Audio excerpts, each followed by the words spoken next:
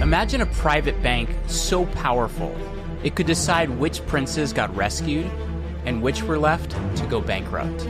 Imagine this bank slipping its own family members onto the papal throne and even helping to trigger a religious revolution that tore Europe apart. And then, centuries later, be remembered mostly as the people who supported the arts. That's the Medici. You've probably heard their name in museums and coffee table books. Patrons of Michelangelo and Botticelli, the good bankers who funded the Renaissance. But if you strip away the marble and mythology, the Medici are something else. A blueprint for how a single family can use money, morality, and storytelling to quietly capture a republic from behind the scenes, and how the same playbook still shows up today in different costumes. In this episode, we're not just asking who are the Medici, we're asking who needed the Medici to have power. What systems did they quietly plug themselves into? And who had a stake in polishing their image long after the bank itself collapsed? To answer that, we're going to start right where their leverage really begins. Not in Florence's palaces and chapels, but in the ledgers.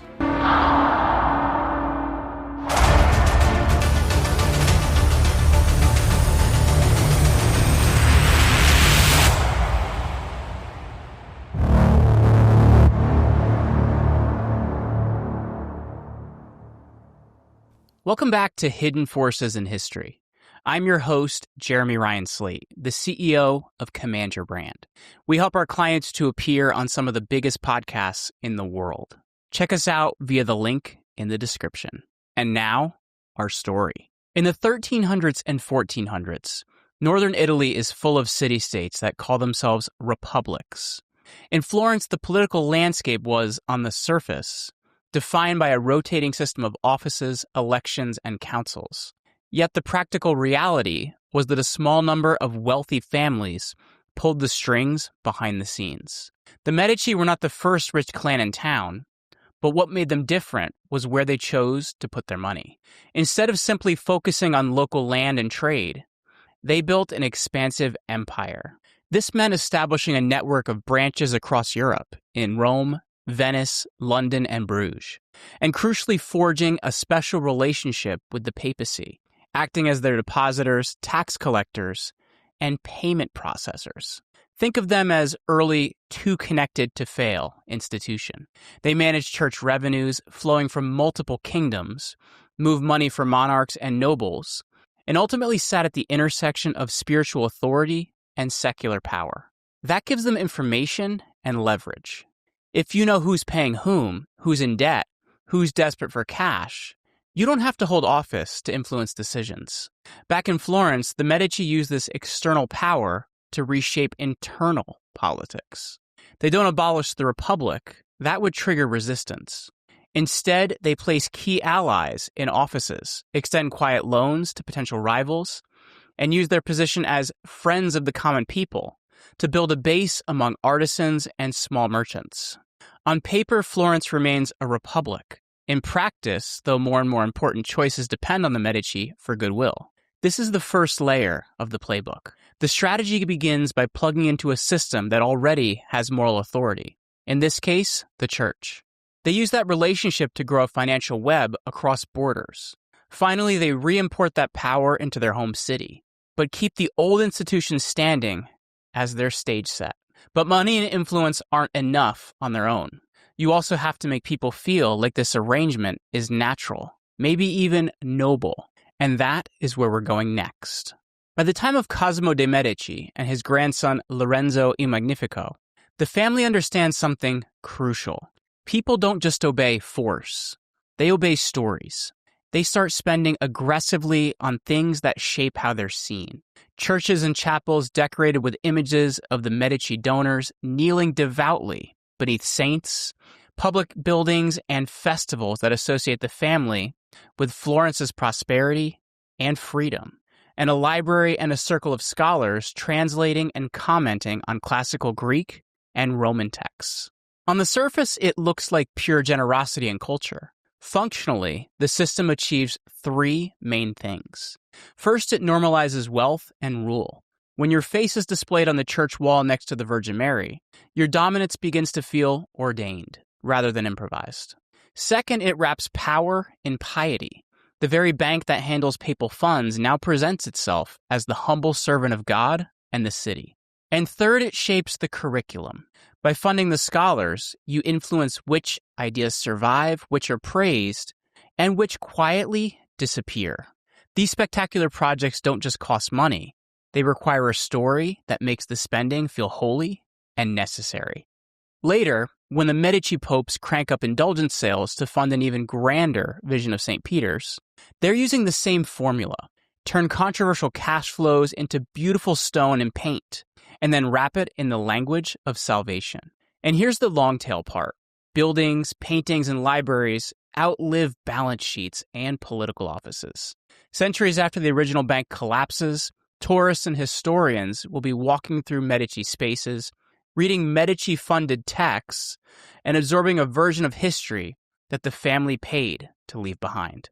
Today, think about billionaires funding universities, museums, and think tanks. Think about donors whose names are on the buildings, and whose preferences shape what gets researched or exhibited. Think about foundations underwriting journalism and independent investigations.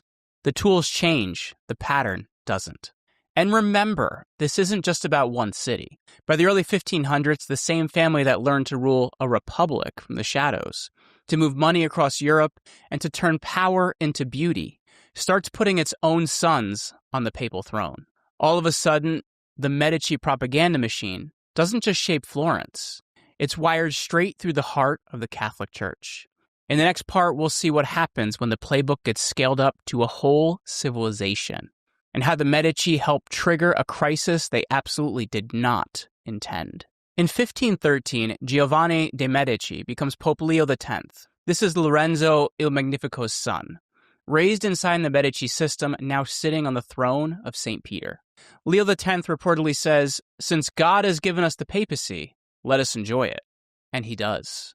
Under Pope Leo X, spending on court life, art, and spectacle in Rome exploded. The rebuilding of St. Peter's Basilica becomes a massive financial sinkhole, and pressure quickly ramped up to find a new, significant revenue stream. One of those streams was indulgences. Indulgences already existed. They were, in a way, in theory, to reduce time in purgatory through donations and pious acts. But under Leo, the scale and marketing of indulgences intensified dramatically. Professional preachers like Johann Tetzel began touring German towns and using cynical jingles like, "As soon as the coin in the coffer rings, the soul from purgatory springs," turning salvation into a sales pitch. A significant portion of the money raised was tied directly to financing St. Peter's, a project deeply connected to Medici interests and Medici-style monumental propaganda. Here's the hidden force moment. A private banking dynasty long embedded in church finance helps to drive a fundraising campaign that pushes ordinary believers to the breaking point. A German monk named Martin Luther watches this, and in 1517 he publishes his 95 Theses, a direct attack on indulgence abuses. He isn't just critiquing bad sermons, he's challenging a whole financial spiritual complex, with Medici fingertips all over it. The result of this seismic shift is the Reformation. Western Christendom fractures as new Protestant states emerge to challenge the formerly absolute authority of the Pope. The very institution that made the Medici Bank so powerful begins to lose its near total monopoly on religious and political life. Later, another Medici, Giulio de' Medici, becomes Pope Clement VII. His tangled political maneuvers, trying to balance France, the Holy Roman Empire, and internal Italian rivalries, helped to lead to the sack of Rome in 1527. Imperial troops rampage through the Holy City. Papal prestige takes a major hit. So the same playbook that worked so well in Florence, blend money, moral authority, and spectacle, hits a much larger and more volatile system, and the feedback is explosive. Leo and Clement didn't set out to create Protestantism or weaken the papacy. They wanted more revenue, more glory, and more control. But hidden systems have limits. When you overreach, you force people to see the machinery. As the religious map of Europe rewires itself, the Medici adapt. The original bank withers and eventually fails, but the family trades what's left of its financial capital for titles and marriages. They become Dukes of Florence and Tuscany, in-laws to royal houses. Above all, they double down on one asset that still holds value everywhere: their image. Which brings us to the final segment. Not just how they fell, but how their legend survived. By the 16th century, the weaknesses were becoming obvious. For one, some branches of the Medici family were badly managed, making risky loans to monarchs who ultimately defaulted. Competition from other banking houses was also on the rise, and centralizing monarchies were starting to handle more of their own finance. Finally, political swings in Florence periodically led to the family's exile. The Medici Bank eventually collapses. In a straightforward story, that would be the end. A powerful family overreaches, the system changes, they fade away. But that's not what happens to their reputation. Instead, over the next few centuries, their image gets cleaned up, curated, and repackaged. Why? The reason we've inherited this glowing view of the Medici is a perfect storm of history and context. First, look at the people who record and teach history. They are often working in buildings the Medici funded, surrounding by art the Medici commissioned, and reading texts preserved and promoted by Medici-backed scholars. It's like trying to critique a corporation while living in its headquarters. Fast forward to the 19th and early 20th centuries. You have Romantic historians celebrating the Renaissance as a dawn of modernity, Italian nationalists desperate for a glorious past to unify the country, and influential art historians in Paris, London, and later the US, falling in love with Botticelli, Leonardo, and Michelangelo. The Medici are a perfect supporting character for this story. They aren't shady financiers who captured a republic. They're enlightened patrons who saved Florence from chaos. Flawed perhaps, but essentially benevolent midwives of modern culture. In this narrative, their violence, manipulation, and financial engineering become mere footnotes. Their art patronage and charm move to center stage. Think about who you probably first heard of them, as names on plaques in Florence, as great patrons of the arts in coffee table books, or maybe names on TV dramas that present them as dramatic, semi-heroic figures. That's the long tail of the Medici propaganda machine.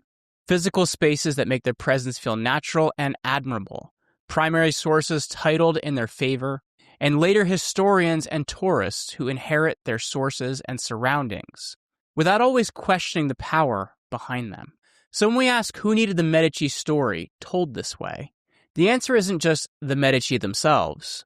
It's also 19th century elites who wanted a flattering origin story for capitalism, banking, and patronage. It's cultural institutions that rely on Renaissance glamour to attract funding and tourism. It's a modern world that prefers to remember banking dynasties as colorful, cultured characters, not as case studies in capturing public systems with private networks. If you strip away the Italian names and the marble, what you see in the Medici is this: a private financial web embedding itself in moral authority, using that leverage to quietly steer a republic, and commissioning art, architecture, and scholarship to turn that arrangement into a believable story. Centuries later, we're still walking through their buildings, repeating their narratives, and calling it heritage. Same playbook, different century. In the next episode, we'll look at a family who picked up the same script, twisted it, and pushed it even further. This has been Hidden Forces in History. I'm Jeremy Ryan Slate. And be sure to like this video, leave us a comment, and smash that subscribe button if you want more Hidden Forces in History.